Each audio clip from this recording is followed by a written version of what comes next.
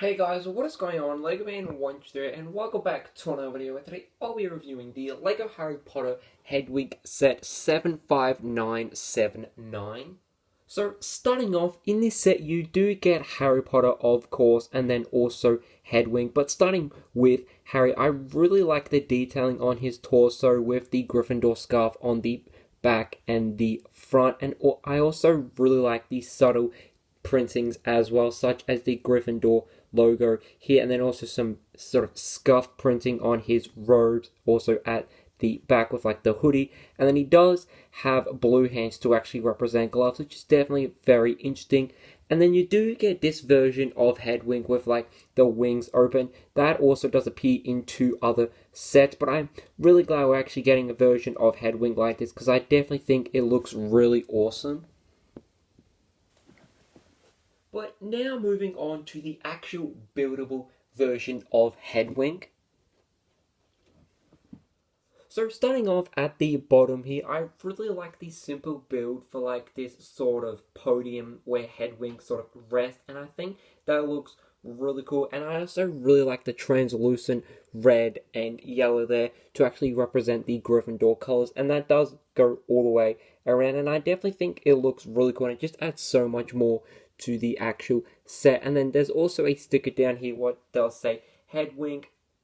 Then moving up, we do have the Hogwarts letter, and that does consist of 3 stickers, and I just wish they were printed because it would have made a lot more easier to actually align them up because they do seem a little sort of a crooked or wonky. But apart from that, I think the Hogwarts letter, in my opinion, seems too small. Just like the whole build just seems that tad small. I'm not sure like exactly what it is. It might be like the head seems too small compared to the body, or it might be like the opposite thing. But just with the buildable sort of figures or figurines, just like the forks on this, just seems to be something out of proportion here. I'm really not too sure what it is. But apart from that, I absolutely love the design for Headwink. I really love just how cute it does look, and I also think the pieces they use for the eyes is perfect with that sort of Pacific eye look that Headwink does have. And I just really love the amount of detailing for like the feathers, the wings, and then like just the overall look of Headwink with the amount of part usage they did use. And I also like the subtle inclusion of like these sort of feet for Headwink with claws to actually hold the Hogwarts letter. I think it's a very simple but effective idea. And it does have the same sort of play feature, just like fork. So you do wind this, and the wings do actually flap up and down. And I think the forks one is a little more updated because I think this is like the first time they're actually trying that play feature out. But apart from that, I definitely think the play feature works really nicely, and I also really love how it is hidden, but there is some parts where you can see with like the Technic parts. I just wish they hid that a bit more just to add that sort of more realism to it, especially with like the pins up here. I wish they were white so they would be hidden, and I think those black parts work there because like most of Headwink is like in a very nice black color. But apart from that, I really love the design for the wings of like all the smooth tires to create that sort of feathery look, especially like the part down here. I think that looks really cool with like the smooth tires there to create that Pacific shape.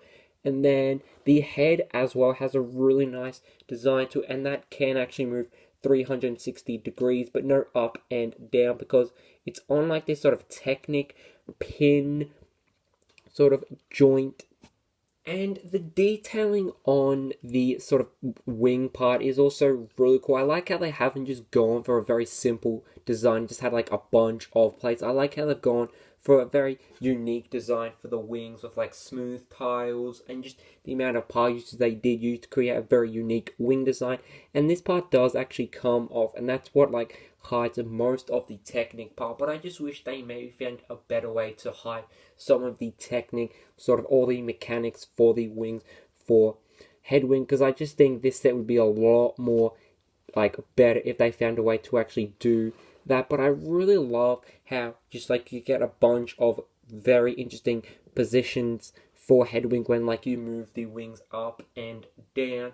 And I think it's a very unique play feature where like you could just do this constantly, and I think it just works really nicely. And I think these sort of way it goes up and then like flaps down is a very unique and just works perfectly for Headwink. But apart from that, underneath it doesn't really show too much, but just mostly the amount of Technic parts they did use to create that sort of wing effect. And I just wish they found a way to actually hide that, because it just makes the set look quite like bland in a way. Because like if they found a way to like hide all the Technic parts, I definitely think it would work a lot more better. But now we'll take a look at the packaging for this set. Starting off is the manual, and I believe it does have an advertisement for the other LEGO Harry Potter sets in this wave, and luckily enough I actually do have all of them, which is definitely really exciting and also pretty awesome. And then the box for this set has a really unique design. I like the sort of wooden sort of texture it does have where like Headwink is positioned.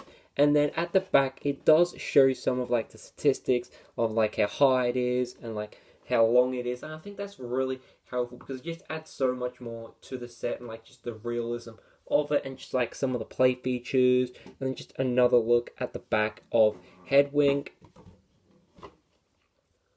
So I definitely think this set is worth getting because the overall look of Headwink is a really interesting and a very awesome design. I really like the play feature with the wings going up and down, just the overall detail included on Headwink to actually create those specific shapes, so like the wings, the feathers, and the head. It just looks really awesome, and I really love the inclusion of like the Hogwarts ladder with like that sort of podium where like Headwink does rest. It just adds so much more to the set.